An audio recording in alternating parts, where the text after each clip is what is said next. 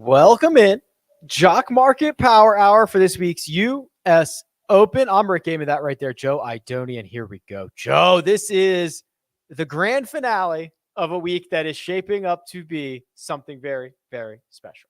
Yeah, we've had a lot to talk about this week. I'm excited. I'm thrilled to wrap things up with you as we do every week here for the Jock Market Power Hour. I know that you are excited. You're going to get up to Boston right after we end the show tonight. So looking forward to what you bring us throughout the week and what this next 45 minutes brings us in the IPO. Yeah, that's right. So if you are tuning in for the first time, which I know there's going to be a lot of new viewers, we are playing Stock Market DFS in the Jock Market. And while bidding is open right now, the next 45 minutes or so is really going to be crazy because this IPO phase, the bidding phase, ends just before 9 p.m. Eastern time. So this is where the vast majority of the bids roll in. And if you're one of the high bidders when this IPO closes, those shares are allocated to you. And I think the thing that really I want to drive home, Joe, especially for the new listeners, for the new viewers, they're guaranteed payouts, right? First place is getting $25 a share. Second's getting 20. And it's why the idea of a golfer just has to beat their expectation. It's why that comes into play so often. Yeah, you nailed it. If you're looking through the app now, each and every player will have a fair value price. And the price, as you will see it fluctuate over the next 45 minutes, is also associated with a break-even finishing position. So whether that be if you scroll across when you're bidding on your shares, whether you have to beat 46 or better, that's the name of the game this week. Get enough guys in your portfolio that beat the expectation that the price point is going to associate with that player. And make a little money. That's what we do. Yeah, so here's the data from last week, and this is all available for free, RickRunGood.com. Go under data tools, go under free tools, click on Jock Market. It's all for free. You can see, so a really good example last week would have been Wyndham Clark. Wyndham Clark went for $3.40 last Wednesday, finished with a share price of $11.50 thanks to his finish. So you made $8 a share on Wyndham Clark. More than Chris Kirk and Keith Mitchell and Sam Burns and Justin Thomas. This is the only market in which that is really kind of available to you, Joe. Yeah, absolutely. Wyndham Clark, Justin Rose had a big bump. But like one thing I noticed, Rick, that was interesting, and we talked so much of it, and I know that I didn't have the greatest internet feed in a hotel last week, so happy to be home. But the pricing right at the guys at the tops felt like it was so elevated and lofty. But when you look at those IPO prices, a lot of those guys paid that off. So maybe their fair value projections that we thought were a little wonky last week, maybe they weren't so far off. Rory was up there. We couldn't believe he went for 11.25. Even Scotty Scheffler, who went for 11.22 a share, which is like one of the higher prices he's ever gone for. By his standards this season, I suppose, maybe he didn't have the best week, only lost you $3.22 a share. So you're still getting back a lot of money. You're still getting back $8 per share that you had on him. And you see it right there when you sort by IPO. A lot of those guys, even though they were record prices, ended up actually turning you a profit. So the top heavy field, while the prices were elevated, really kind of played out where those guys, the cream rose. Yes, 7 of the 9 most expensive golfers returned you a profit. 10 of the what would that be? 13 most expensive golfers returned you a profit. So it was certainly worth it to spend your dollars last week, which we're going to talk about more here in just a second with this week's IPO. If you haven't signed up yet, there's a lot going on. There's a lot of promos. So if you want to sign up, use the code POWER. There's a link in the description. That'll get you up to $100 deposit bonus. But the other thing is, Joe, it's promo week here, right? So we've got all these promos that are running for the U.S. Open. The first one, if you're not ready to kind of get into the cash market and dip your toes in for real money, the free contest is paying out $2,500, $250 the first place. The top 100 places are being paid. I mean, this is about as good as it gets for a free roll here, Joe. Yeah, absolutely. And you might as well throw your name in that bucket as well. Yeah, totally free contest. If you're new to Jock Market, what we've always said is this is the best way to get a better understanding of how this format and this fantasy layout works. You get your feet wet, then you can bring some of that cash. We're giving you $100 on your first deposit as a match there as well. Guys like Michael here, welcome, Michael. We're glad to have you. Check out the free contest. You can earn free bucks there, and if you want to throw a couple dollars in the IPO cash market as well, look forward to always having new people be a part of the show and new people a part of these contests. Yeah, welcome in, Michael, trying for the first time. And then the other promo, this $1,000 raffle. So basically, every trade over $25 is worth 1 ticket. You can get yourself up to 5 tickets, and new users also get a bonus ticket with their first trade. And then with all those raffle tickets, you can win up to, is it $1,000? Is it one lump sum of $1,000 show, or do they break this down a little bit? That's the way I'm reading it. $1,000 for one person. They're going to pull a ticket there. So the guys are fired up this week, running some promos. Boston is where the headquarters of our boys at Jock Market is located. So they're going to be on site this week at the U.S. Open as well. So they're running some sort of special contests and promotions, as they do for every major, that are super cool. Yeah, here we go. Austin says, first time using Jock Market. Love the format, bidding on some no names, hoping to get a good ROI. That's a pretty good strategy, Austin. I think I like that. Yeah, ROI, the name of the game, especially in today's world, which seems to be a little bit forgotten. Don't check your 401k, Austin. Just check your Jock Market portfolio at the end of Sunday, and I promise you it will likely be better. Scotty Scheffler, Rory McIlroy, Justin Thomas severely outpacing Apple, Tesla, Microsoft. Anything, man. Yes. A variety of other stocks that are taking me down at the moment. Okay, so before I unveil the big board, which is what we call the live pricing, and we'll see the changes in the market, we'll keep track of all of the current pricing and what those fair values mean. We play a little game around here called Bullish or Bearish, which is an opportunity for Joe and I to talk through 4 specific golfers, and we can take a stand on them. If there's anybody else you want us to talk through, throw it in the chat right now. Let us know. Give us an idea of where you want us to go. But let's talk through 4 of these guys. Yeah. And we got to start at the top here, Joe. I have some good news and some bad news. So we have on our outline here Rory Mcilroy. Now, we were going to come into the week or into the evening assessing a fair value for Rory McIlroy at $8.85 a share, which is essentially asking Rory to finish 14th or better. I don't want to spoil it yet. He's already passed the fair value. What do you want to do here? You want to reassign him another fair value? Or so what's he at right now? He's at 892. So let's say 950. What would that break even point be? 950 would be 13th. Okay. 13th. I'm still bullish. I'll tell you, man, the guy's got it all working right now. He's probably going to be a little bit above that. Although in these majors, Rick, we typically see the pricing be a little bit more spread out because you have all the names, right? All the good players are here. Things typically get a little bit more spread out than, for instance, what we saw last week at the Canadian Open. But Rory's been great. The putter's working. The short game is working. The wedges are working. And the driver is always working. My one concern, Rick, and I kind of want your what are your feeling about this? So last week, and I bet Rory, I felt like it was very important to him personally with being the sort of stalwart and the king, quote unquote, of the PGA Tour. He kind of stood up to the task and wanted very badly to steal that stage with what the other tour had going on last week. And he did so. He was the guy in front of the microphone answering the questions. He was the one hoisting the trophy.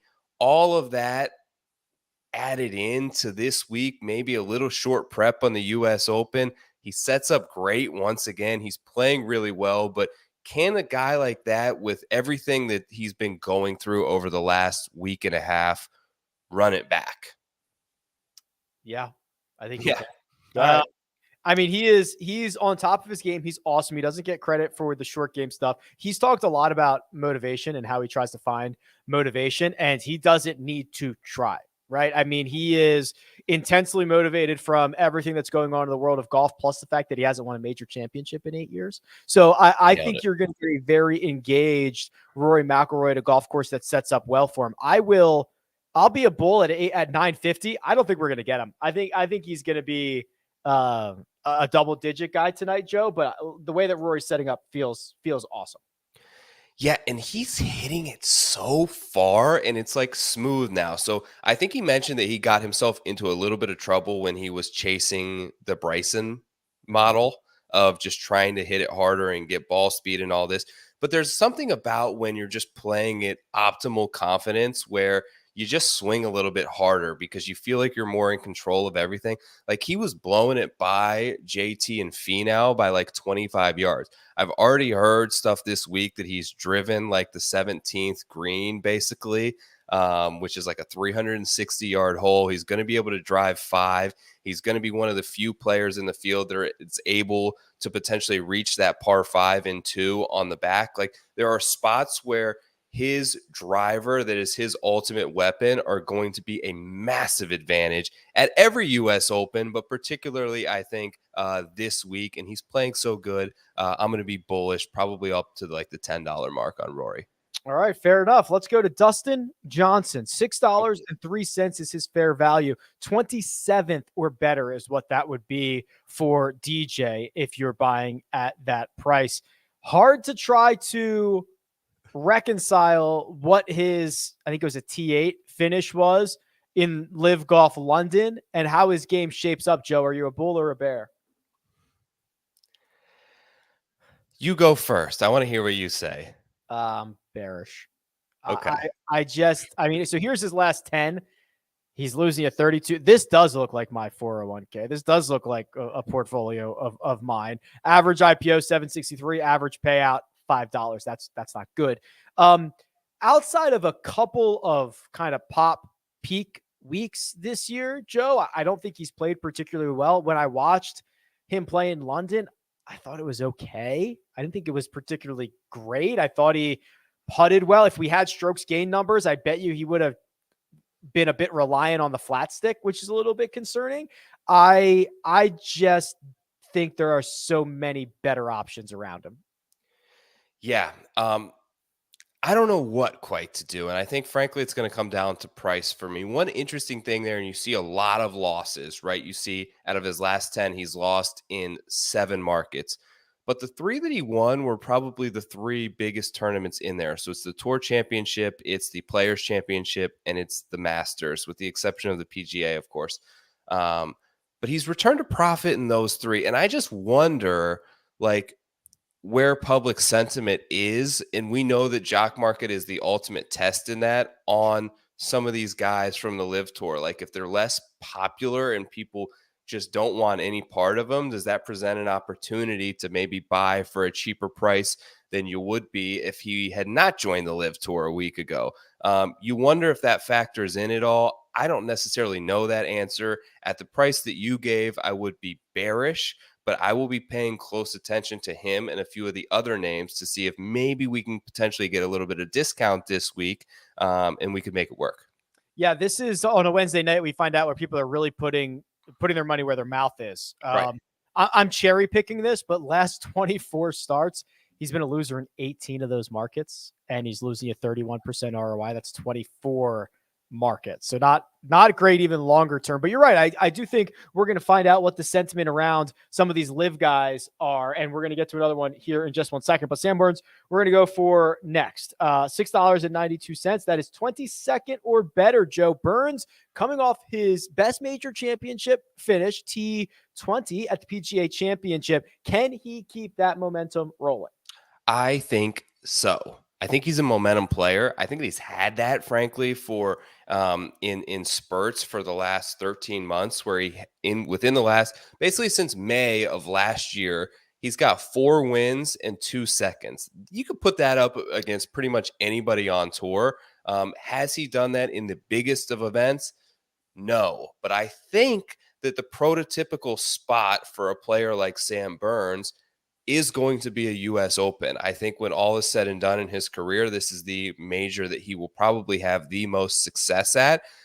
Just because, like, to me, the U.S. Open is more about, I don't know if this makes sense, but less about the venue and the course and more about the host, which is the USGA. Like, no matter where it's at, they're going to set this thing up a certain type of way to basically reward a certain type of player. And that type of player, if they had a cookie cutter mold, Sam Burns kind of fits in it. Rahm, Woodland, DJ, Brooks. Sam Burns can slide right in there as big, athletic, powerful, strong. Like, he fits all of that stuff to a T. And I think that he sets up well with the confidence he's had going in. He has the ability to storm on Sundays, which I love. He almost did it again last week, the same way he did it at the Schwab, and posted an early number and then got into a playoff. And who knows? Love his confidence. Love Sam Burns this week. 43% average ROI. Cannot argue that one bit. I am bullish. So am I. I mean, look, these numbers are insane. This is 24 cash markets. You mentioned 43% ROI. He's basically the king of Jock market. Last 24 markets. Cam Young is technically number one in average profit, but he's only ever competed in 18 markets. He's a rookie. Sam Burns is better than Scotty Scheffler in that time frame, returning $2.74 a share on average to Scotty's $2.68. These guys are piling it up. Sam Burns should be kind of spoken about in a different echelon, and I love that we're coming off of his best major championship finish, right? You know, there's questions around guys like him and Patrick Cantlay when it comes to majors as opposed to regular tour events, but building a little bit of momentum off your best finish, like, yeah, let's go. Fire it up. Let's keep building off of this.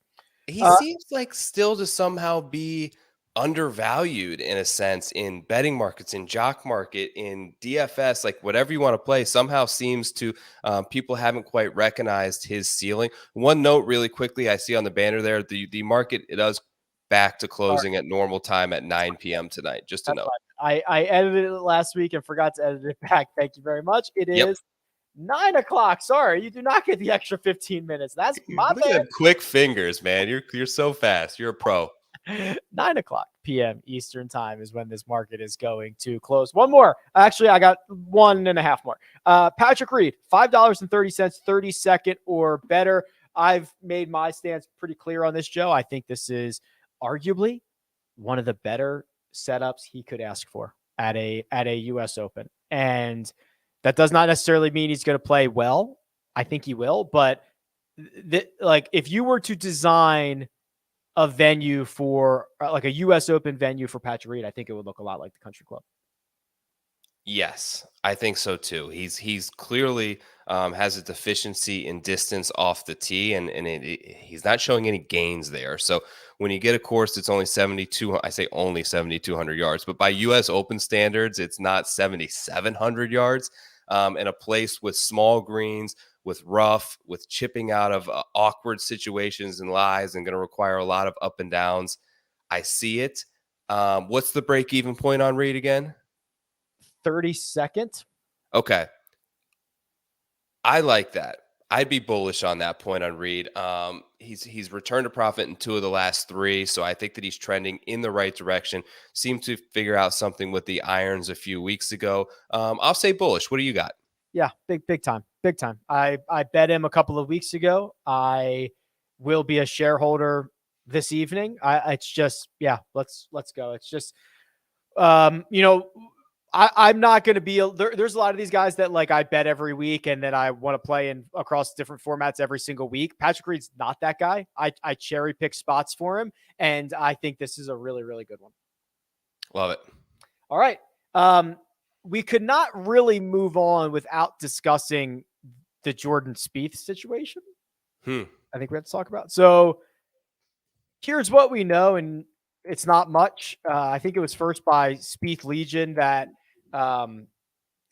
Jordan left the range today. He might not have been feeling well, might have a little stomach bug, might have a little food poisoning. Colt Knost went on Sirius XM, said he texted Jordan Spieth, and Jordan said he was feeling, quote, not good, end quote. That is all we know. You and I were talking beforehand that if it's a stomach bug, if it's food poisoning, like, this dude's probably going to be out there, right? And you just power through and try to get to Friday, hope it's a 24-hour thing, and take your chances. We mentioned Greller has a little extra scouting to figure out where the porta potties are located throughout the course this week. But yeah, I have a hard time seeing him not teeing it up. And the good news with Jock Market, if he doesn't tee it up and withdraws, you will get all your money back. So one way or the other, whatever you were planning on bidding in terms of a price point on Jordan Spieth, I don't think this should change it. Yeah, this is not even arguably. This is objectively the best format to take him in. If he, if Yes. you play him in other fantasy situations and he bombs and misses the cut, it's going to hurt you here too. That's fine. But if he WDs 1 minute before his tee time in other fantasy formats, you are screwed. In this one, you are getting your money back. So Yeah. all good. I have not made any wholesale changes to my Jordan Spieth exposure this week. I'll just ride with it. And if I find out tomorrow morning before lock or whatever, like that's like, I want to plug my ears on a Wednesday before a major championship. We've been burned too many times on this. I'm just gonna, if I lose on Spieth, I lose on Spieth. That's a great point. We've taken in everything that we need to know at this point. And the fact of the matter is he's striking it the best tee to green that he has in a long time heading into a U.S. Open. That should suit him very well. Small greens, going to require some creativity, going to be awkward, forced bunker shots for everyone in the field where he seems to excel. The driver's working right now, which is spotty for Spieth. And when that's working, it's usually a good time to take him. 4,400 square foot green should be able to mitigate some of the putting woes you would think that he's had. Yeah, sets up great. I wouldn't alter your game plan for him this week. 8:37 p.m. Eastern time by my clock. So we are about 20 minutes away from this IPO closing. And we've got a lot of bids rolling in right now. I'm going to unveil the big board and show you the live pricing in just 1 second. But remember a couple of things here. If you have not deposited yet, go ahead and use the code POWER. That'll get you up to a $100, $100 deposit bonus. And also, there are promos this week. So if you're not ready to enter the full-on cash market, or you could do both, I suppose, you can enter the $2,500 free contest. $250 the first. Top 100 places get paid, and a $10 site credit for all new users. If that's not good enough, join the raffle. A raffle ticket is earned for every trade you make over $25, max of 5 tickets, but new users also get a bonus ticket when they make their first trade. So by my count, sounds like you could get up to 6. That enters you into a $1,000 raffle. Lots of money being given away, Joe. Lots of money to be made, and lots of names that we need to discuss. Let's see. Let's turn to that board. What do we got? Here we go. The big board for the first time tonight. 2 at the top, not 1, 2 at the top. Justin Thomas, 892. Rory Mcilroy, 892. So Rory is already basically dead on his fair value, asking him to finish 14th or better. JT has already surpassed his. So you're basically asking for the same thing, 14th, 15th place, to return you a profit there. These guys likely to go 1-2 in some combination tonight? Yep, I think so. Jon Rahm is next, 877. Now, there is...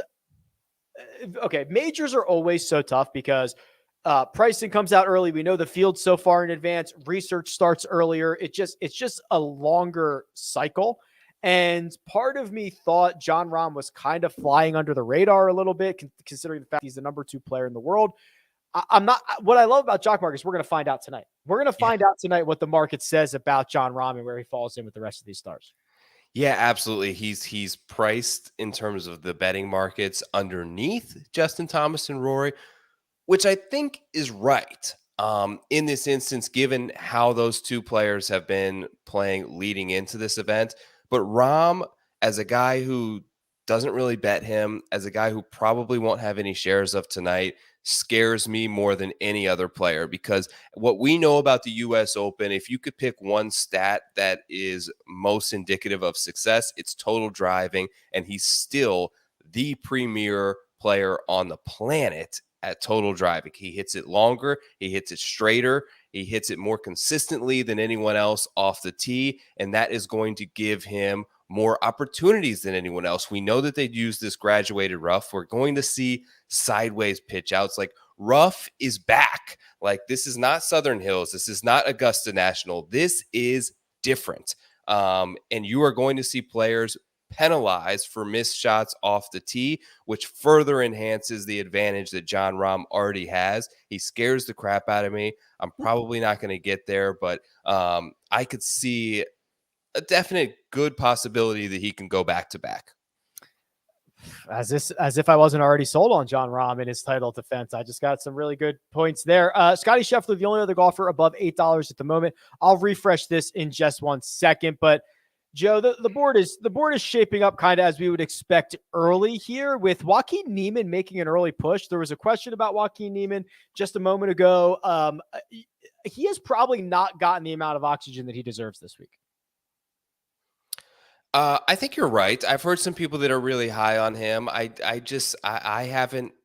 not there with Niemann from a betting perspective. I just haven't quite seen it in the major championships to a degree that I would like to. He has the win at Riviera, which is one of the probably 2 to 3 premier events on the PGA Tour where he went wire to wire that you can't argue. Played really well at the Memorial, which is another one of those events. But a lot of steady sort of performances. He's a great player. I don't really have a strong take one way or the other on him. What about you? Yeah, see, this is actually why it's kind of hard for me. I'm always at like a 7.5 out of 10 on Joaquin Niemann. Like, I respect him. I love him. There's a lot of places he has a skill set that kind of translates, especially to harder golf courses. So it's kind of hard for me to get overly excited because my baseline is generally very high on him. So I'm feeling fair on him, if that makes sense. Yeah. Michelle in the chat kind of giving us a little bit of breaking news, and I was able to confirm this with Todd Lewis. Todd Lewis tweeted this out. So according to Jay Danzy, who is Jordan Spieth's agent, Jordan Spieth had a strong stomach bug today. He is, quote, rested and rehydrated, and he plans on teeing it up for the first round tomorrow. Okay, stomach bug, that's the words that I wanted to hear. I don't want to hear he's like running 103-degree fever. That's not what I wanted to hear. So stomach bug checks out. Like we said, I wouldn't make it affect your strategy one way or the other. If you liked him, you should still like him. Okay, there you go. If you liked him, you still liked him. Let me give the big board a refresh here while I've got it kind of backstage here for a second. The code you're looking for to deposit is POWER. That'll get you up to a $100 deposit bonus. Let's flip this around, Joe, and look at the pre-ranked golfers, because in our world, the pre-ranked, the projected rank matters. That's what breaks ties. And that means if 3 golfers are tied for second, Rory Mcilroy, who's the number 1 pre-rank, gets the full share because no one breaks the tie with him. Patrick Cantlay, Victor Hovland, Cam Smith are significantly lagging behind. That will obviously change. Cantlay's $1.25 a share. It's obviously going to change. Victor, $1 a share. Cam Smith, $1.18 a share. So, like, clearly the markets are at least a little hesitant to get going because we're only 10 or 12 minutes away from this thing ending. All is calm on Victor Hovland at the moment, it seems. I haven't heard really anybody say his name, and he's got a number next to him in the betting markets that we haven't seen all year that starts with a 4. If Rahm is the best driver of the ball in the world, this guy's number 2. And we know about the problems. They're well documented around the green and in bunkers. Can he overcome that? Of course he can. He always can. You are the Hovland whisperer. Where are we at on Victor Hovland? And give me like a price point that you think is fair for him tonight. Yeah, so his fair value is $775, which is 19th or better, which honestly feels pretty darn good. I don't know what his top 20 line is, but I will say this, and we were kind of talking about this before we went hot. The worst thing for, I believe, the style of chipping and pitching that Victor does is tight lies. That's not going to be a problem here. This is thick rough everywhere. There is actually a stat. If you want to start cherry picking stats, there's a stat the PGA Tour keeps called scrambling from the rough. Victor's 10th on tour scrambling from the rough. Where he struggles is tight lies and bunkers. So if the game plan is pound a bunch of greens, and when you miss greens, hopefully you're in the thick stuff. Like, that's a pretty good combination for Victor. I gotta admit. I know, and I had some at the PGA, and it just felt like he couldn't ever get a putt to drop for him. Um, and I feel like he's in a spot where he could be highly valuable tonight based on the sentiment that I've heard in our little niche golf Twitter circle that has gone on thus far this week. We'll see how that plays out, though. This is the ultimate test, as we mentioned before. Sung J M 615. So he's flying up there quite a bit. Tony Finau 635. Love Tony Finau this week. Corey Connors is still $1. I don't think Corey Connors, Joe, is going to win the US Open. I do not. But if I could buy the next 6 months of Corey Connors, I am big in. He is now. So Rahm lost strokes off the tee, right? At Memorial, first time in 40 events. Corey Connors is on a 35 event streak, 477 days since he's last lost strokes off the tee. Putting much better. The short game has improved. He's actually a small positive now. I think Corey Connors is going to win very, very soon, but it's a big ask to win here. Had a great final round in Canada, finished out the Memorial strong. I think like he's 25th or better is what the fair value is asking him.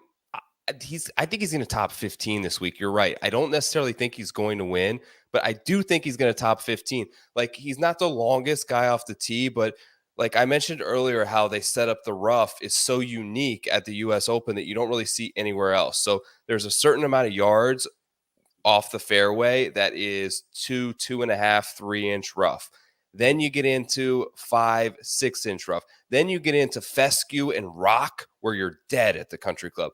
Connors is the best guy on tour, and I think you were the one that brought this to my attention a couple of weeks ago in terms of how far you're missing the fairways from. So how would you, how did you name that stat? So it's the official name is distance from edge of fairway, which means when you miss a fairway, how far did you miss by? And Connors is like 6 yards. Yeah. To put that into perspective, Cam Smith is like 20 yards or something, like 15 or 20 or something. And is there a tournament on the schedule all year where that stat may be more important? I don't think so. Probably. I mean, not off the top of my head can I think of one. Yeah, and you're right. Some weeks it doesn't matter at all, right? If it's just 3-inch rough everywhere, it doesn't matter how far left or right you miss. But here it gets progressively more difficult. Yep. So I think he's going to play very well. He's got a lot of confidence, and this should be an ideal type setup for his strengths. Rory McIlroy and Justin Thomas have snapped through the $9 mark, $9.26, $9 respectively. John Rahm now $92. We are about 10 minutes away from this IPO closing. So here's what's going to happen, just for those who are tuning in for the first time. At 8:57 p.m. Eastern time, we enter a 90-second window in which the IPO closes randomly inside that 90-second window. That is to protect all of us from someone writing a script to get all the bids in the last millisecond, something like that. So that is the way that we protect ourselves here in the Jock market. So you've got about 8 minutes until we hit that time, and then we enter the window. Use the code POWER.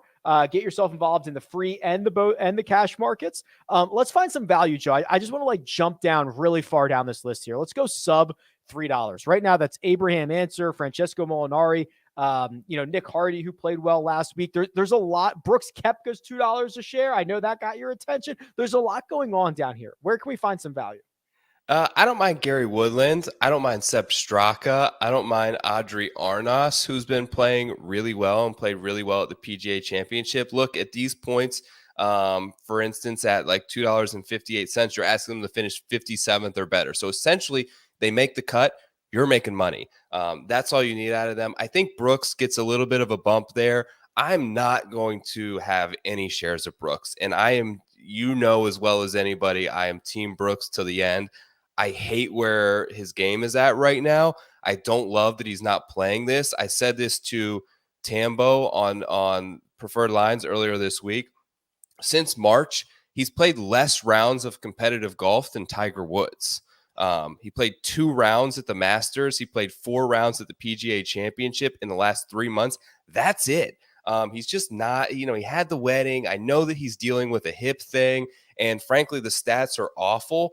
But it's major championship and it's Brooks. It's not, I've ingrained in myself and put a hold that I'm not going to take him this week, but there's a price point that I'm sure a lot of people will find attractive.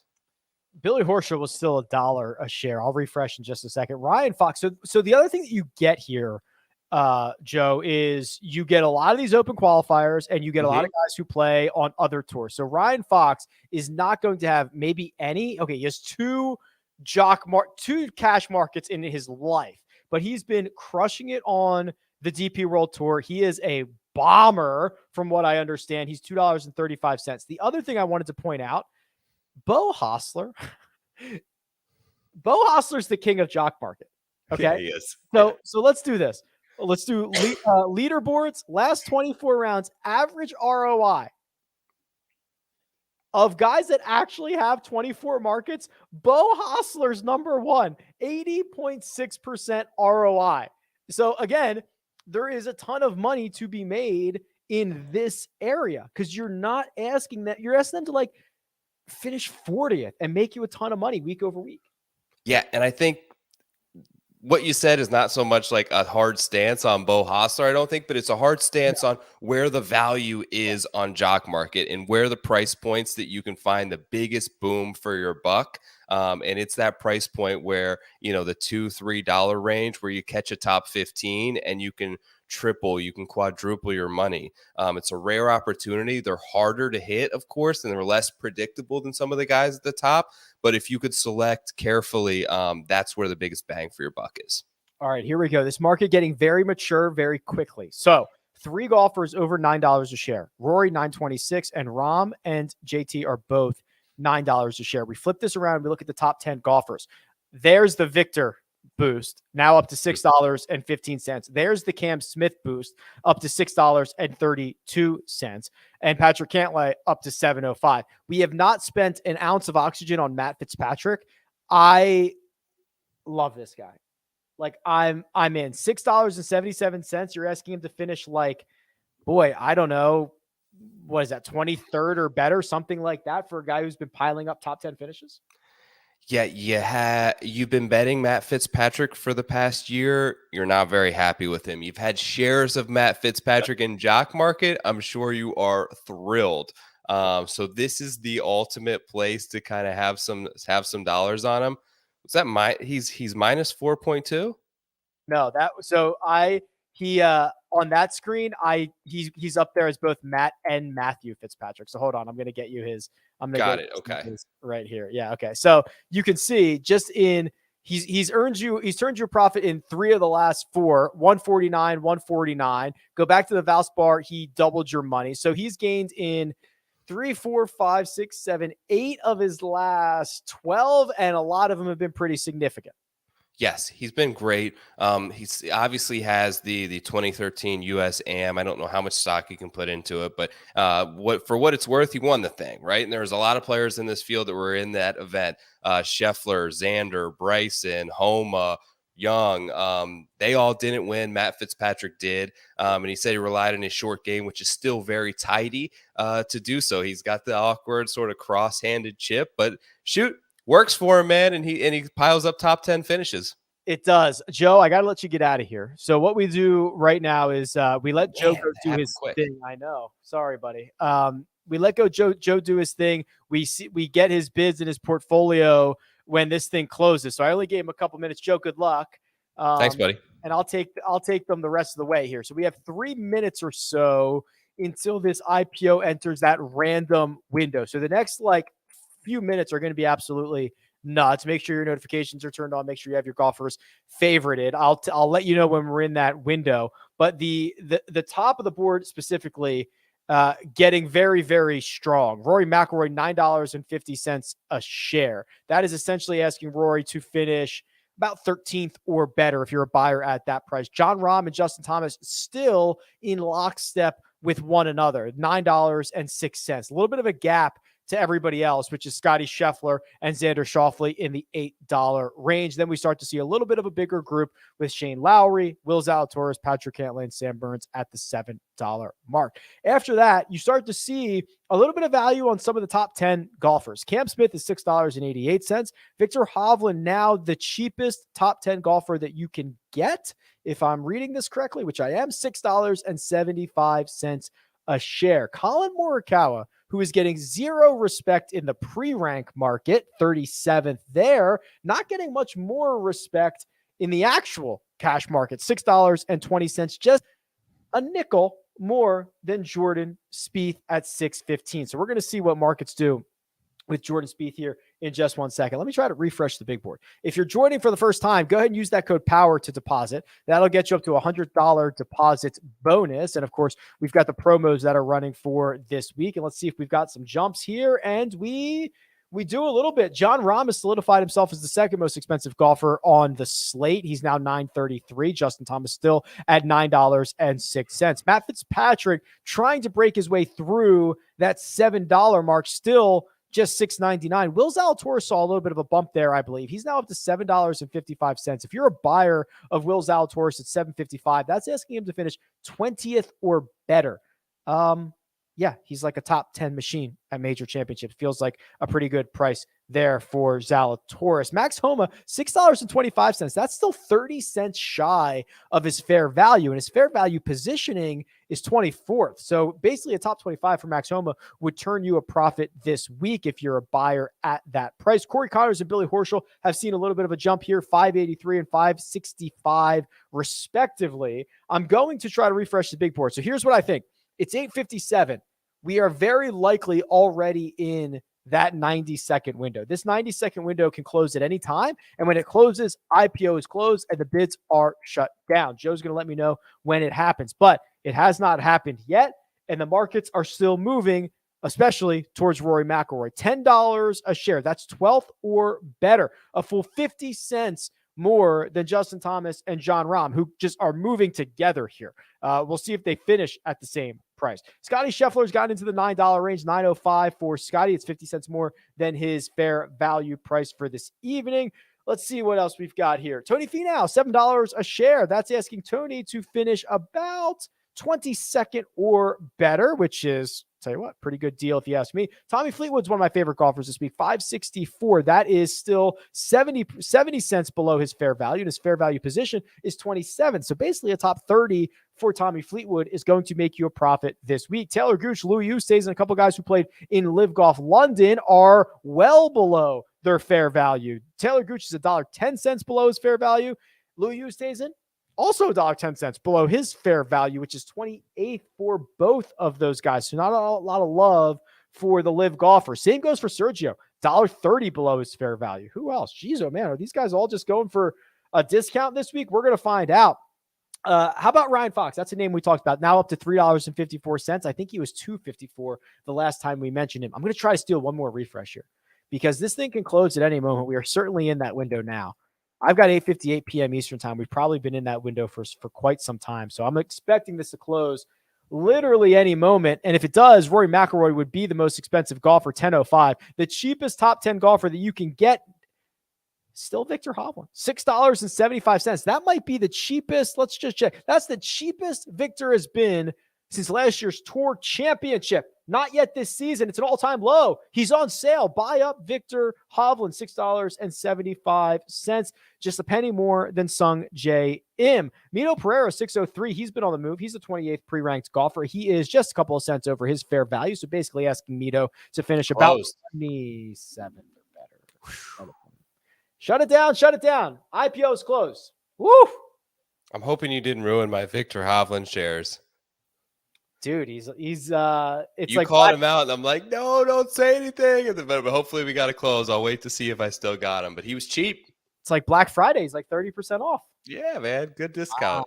Wow, good discount. Okay, so for those of you who just experienced your first IPO, and for those of you who didn't, congratulations. Let us know who you got in the chat. Let us know who your portfolio is. We're going to go through Joe's portfolio in just 1 second. We're going to let the dust settle. We are going to get the big board all refreshed, all that fun stuff. While you wait, make sure you are all geared up on Jock Market. If you're using the code POWER, that'll get you up to a $100 deposit bonus. But Joe, do you have your portfolio available? Has it come over yet? I do, sir. And my number one guy I ended up with at 675 was Victor Hovland. Had bids in, was willing to pay up to 760 for Victor. So definitely got a little like 10, 20% discount there off what I was willing to pay. Speaking of discounts, 625 on Colin Morikawa. That felt cheap too. Let's see. Moving down in terms of what I bid on guys. Cameron Young at 613. I know we talked about him briefly, but I was always going to have Cam Young shares.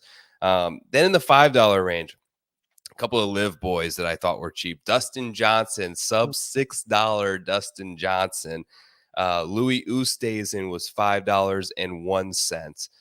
Big portfolio for me this week. Justin Rose, who I've been encouraged by. I think that he's sneakily playing much better and should set up well for a U.S. Open, given what I saw from him last week. Then my cheap ones: Luke List, Nick Hardy, who I had last week, who did very well for me, Audrey Arnas, and at $1.58 per share, I took a flyer on a U.S. Open that typically driving distance matters. The longest guy in the field this week is Brandon Matthews. Guarantee that. $1.58. Maybe he can make a cut, and that's all I'm really asking about her.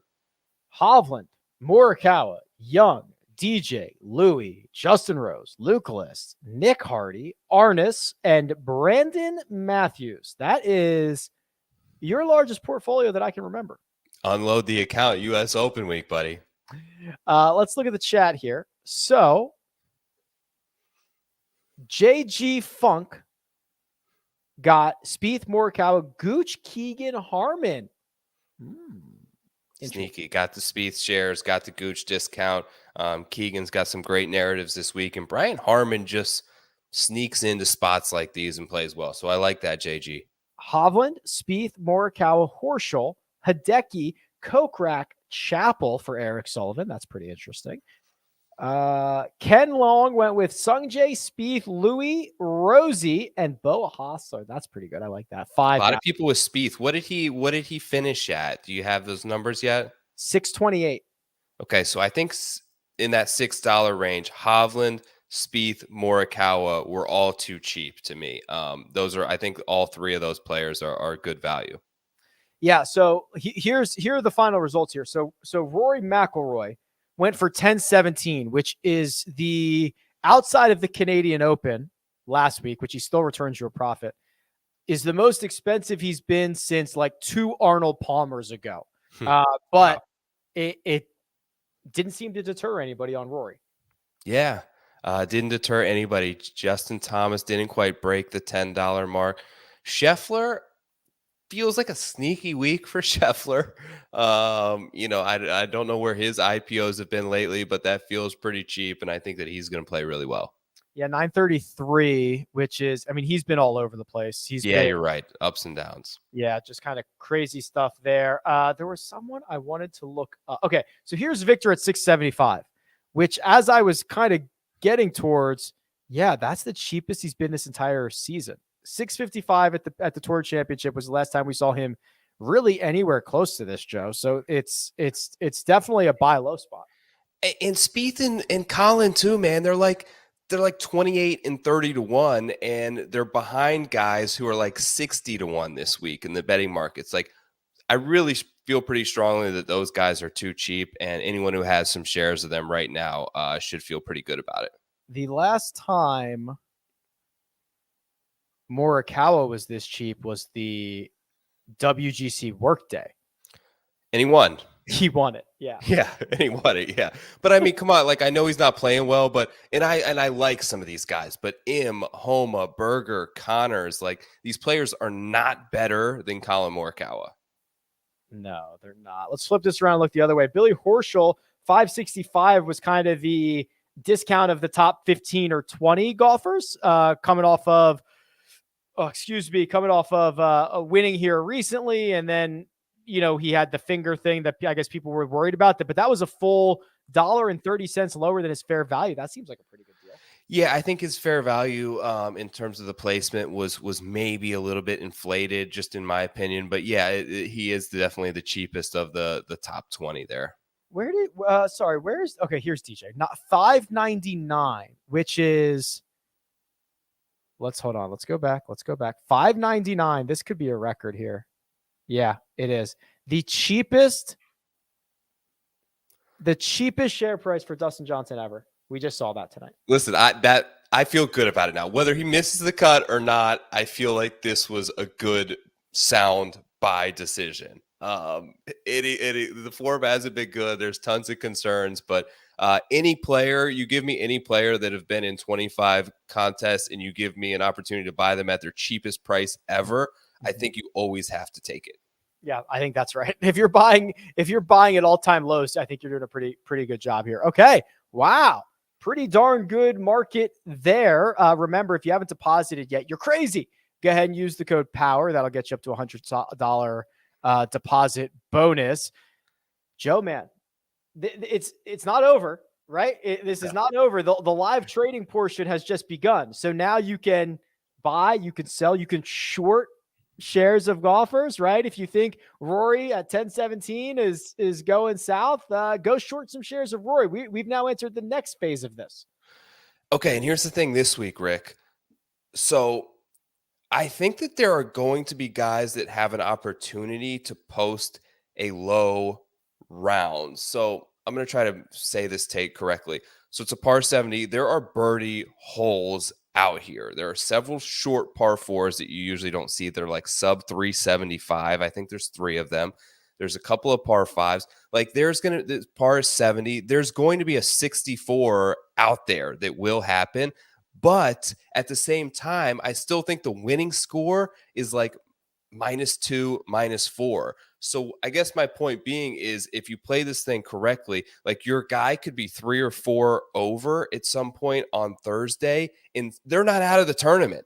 They're usually dead if they're 4 over. Like, I don't think they're out of it by any means if they start off +3 through their first 5 holes. Just hold on, maybe get an opportunity to buy. And I think that this is a fun tournament for this in-play aspect that only Jock Market provides.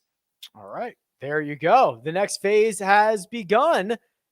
We will be back next week, same time, same place for the Travelers Championship. Joe is available at TourPicks on Twitter. You can find me at RickRunGood. Joe, always a pleasure, my friend. Thank you so much. Have fun, dude. Enjoy the U.S. Open. Anybody out there, say hello to Rick. Thanks, guys. Take care. See you guys.